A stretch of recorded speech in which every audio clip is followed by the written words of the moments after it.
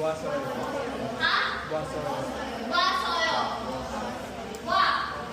Wa. Kung kanina, nagsama yung o and the sound ng ayo, tawagin wa. Buwasoyo. Present tense. Buwayo. Buwayo. Okay, next one. To listen or to hear. Tukta. In Korean,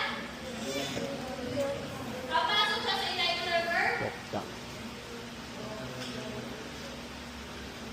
Present tense. Ha? Ha?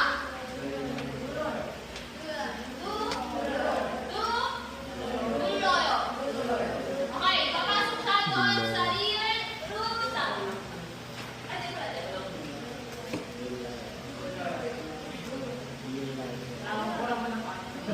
Meron na natin dito? Yes po, ma'am. Okay.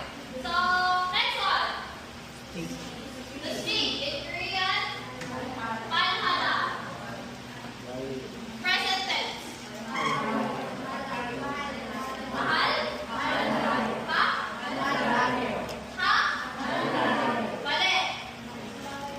Bal? Manheo. Bal? Hey. The third one.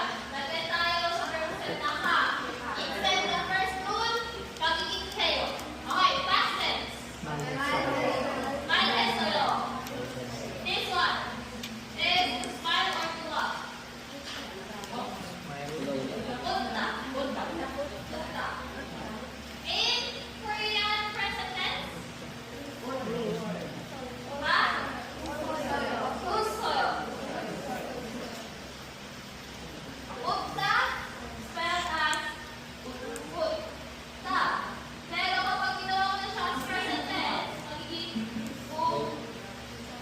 soyo. Hindi mo na siya babasahin as oyo.